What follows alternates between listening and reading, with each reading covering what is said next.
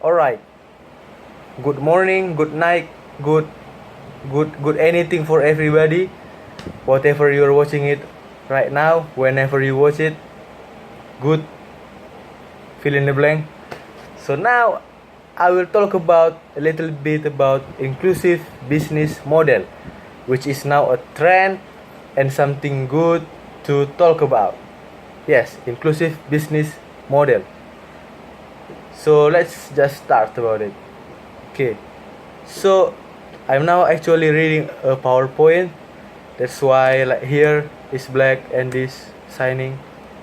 Wow, that's great. Whoa, that's great. Ridiculous. I can stop doing it. Okay, stop. Okay, so let's just continue. So what is? I will introduce you about what is inclusive business model. So it's actually a business which is unique, whereas unique is relative. Just say the supplier comes from low income people and the consumer is for the low income people, and it's also processed by the low income people. Low income is okay. The United Nations say in their yes, and also in the academic they say it as they say them as base of the pyramid, base of the pyramid. So on the top is just say the Forbes magazine billionaire, Bill Gates and Warren Buffett, Jack Ma and the other. But in the base of the pyramid there are 4 billion people whose income is under $2 day. So this is what we are talking about in this inclusive business model. So these people, the BOP, base of the pyramid, they are the supplier, they are the worker, and they are also the consumer. Finally, after the product is produced. Okay, so let's continue. So actually, one might say that IBM, inclusive business model, IBM, inclusive business model, it might be a key to make the word poverty, poor, become a thing from the past, disappear. So there is no poverty anymore in the future. One of the key is this IBM, inclusive business model. It's still profitable. Yes, it still profitable. It also open new market, and also the value chain is good. Is they include the BOP, not like the exclusive business model, which some companies or some companies, when the BOP come and well, we don't really need you because our target is people who is not BOP, and our supplier, our worker is not BOP. They must be highly educated from cool school, from yes, high school, for example. But not all of the BOP even get basic education, basics in the school. And also it's actually can open the labor pool, because can you imagine after a poor society, after a BOP society, and they become able, this IBM enable them to have a higher income, a better education, better healthcare. It may build a new labor pool, a talent pool, which also attract another company, which is one might say that IBM, another IBM to come, and once again they innovate to make the profit, and loop again to new market, and then value chain, loop again to labor pool, talent pool, and they innovate, attract another company emerge, they raise, also profitable, open new market. So this is, yes, one day maybe the word poverty may become a word from the past. Okay, so just imagine just say an area which has a huge capacity, a huge capability to support basic human need, especially just say the basic need, just say rice or cassava or food, just like that, water and another, or raw material for making building or making cloth, for example. There is still a lot of area which is they have unused capacity, not only raw material, also human resource, human capital. Why they cannot build a company? Why their society doesn't have a company? It's also the same question why company don't want to go there, right? You see it?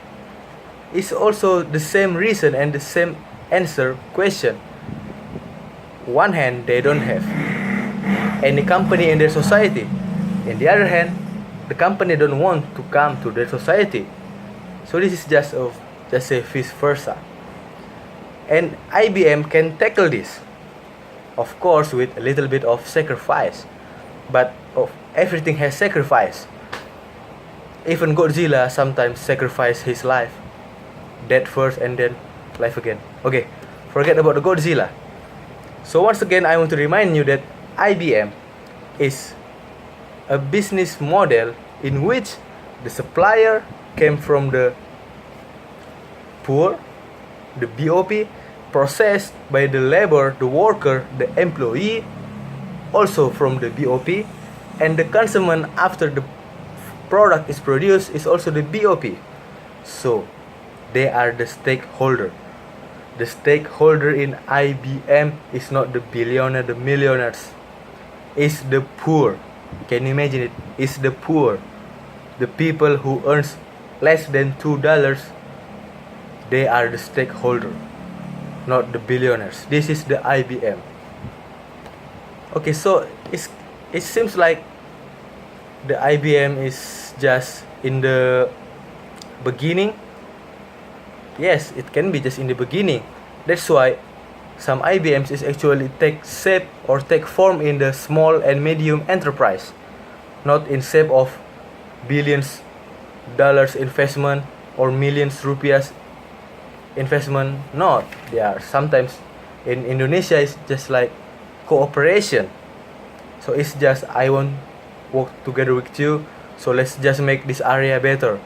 Make the land right there. The land is fertile, but we don't know why. Maybe the tradition or the culture don't make us able to work on that. Why? Because just say we are not in the culture of industrial culture. But IBM can tackle this. IBM can change the people, the traditional people, from their culture, which just say they're going to party for a week, full week, so they don't go to work, for example. Well, this, yeah, just say like something like that. But in IBM, in the shape of industry, well, people don't get their money.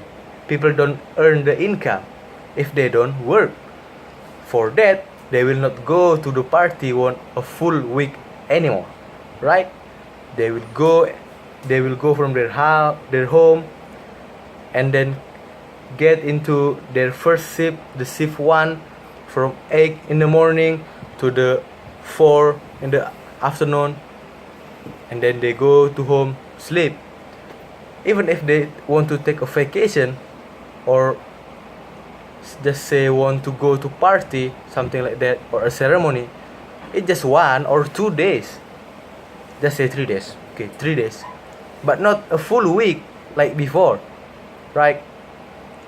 So that's why if this IBM can be imitated and another small medium enterprise emerge in an area, and they're localized in this, so this IBM, the first IBM, can produce they can produce the raw material for the second IBM, which produce a product for their third IBM.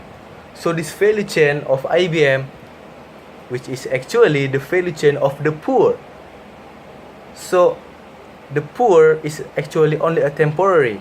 After the IBM hold and established their chain and they grew up, they're not the small medium enterprise anymore.